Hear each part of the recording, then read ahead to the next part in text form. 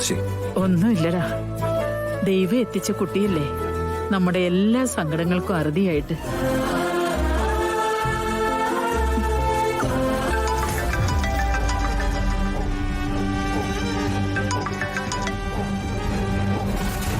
Hello, എന്തായി mummy? ശാപം വലിച്ചോ? അവൾക്ക് എന്തേലും സംഭവിച്ചോ? ഒന്നുമില്ല. ഞാൻ പറഞ്ഞതല്ലേ മമ്മിയോട്, നവീനെ വിവാഹം കഴിച്ച് ഞാൻ ആ വീട്ടിലേക്ക് പോയിരുന്നെങ്കിലും പ്രത്യേകിച്ചൊന്നും സംഭവിക്കില്ലെന്ന്. അന്ന് ആ ശാപത്തിന്റെ കാര്യം പറഞ്ഞ് മമ്മി വാശി പിടിച്ചു. അല്ലെങ്കിൽ ഞാനിപ്പോ നവീന്റെ വീട്ടിലുണ്ടാവുമായിരുന്നു. ശാപത്തിന്റെ കാര്യത്തിൽ ഞാൻ ഭയപ്പെട്ടതിനൊന്നും ഒരു മാറ്റം ഉണ്ടായിട്ടില്ല. ശാപത്തിന്റെ ഉഗ്രശക്തി എന്താന്ന് ഞാൻ ഇന്നലെ കണ്ടു. എന്ത് കണ്ടു എന്നാ?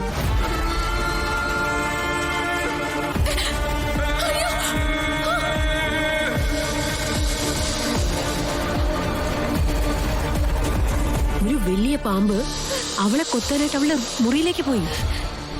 അതവളെ കാൽക്ക ചെന്ന് നിന്നു. എന്നിട്ട് അവൾ പക്ഷെ ആ നാഗത്തെ കണ്ട് പേടിച്ചില്ല.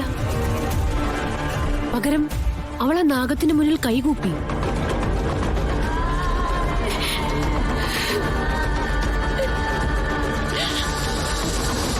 അത്ഭുതം എന്നേ പറയണ്ടു. മമ്മി ആരുടെ കാര്യം ഈ പറയുന്നേ? കൃഷ്ണയുടെ കാര്യാണോ അതോ ഈ സൂപ്പർമാന്റെ സ്റ്റോറിയോ? അവൾ ആരാ മമ്മി? അവളെ കണ്ട് സർപ്പം പിന്തിരിയാൻ അവൾ അത്രയ്ക്ക് വലിയ ആളാണോ? അവക്ക് എന്തോ ദിവ്യശക്തി ഉണ്ട്, അതെനിക്ക് ബോധ്യപ്പെട്ട കാര്യമൊന്നുമില്ലേ മമ്മി. ഇത് പട്ട പകല, വെറുതെ ആവശ്യമില്ലാതെ ഭ്രാന്ത് വിളിച്ച് എന്നോട് പറയരുത്.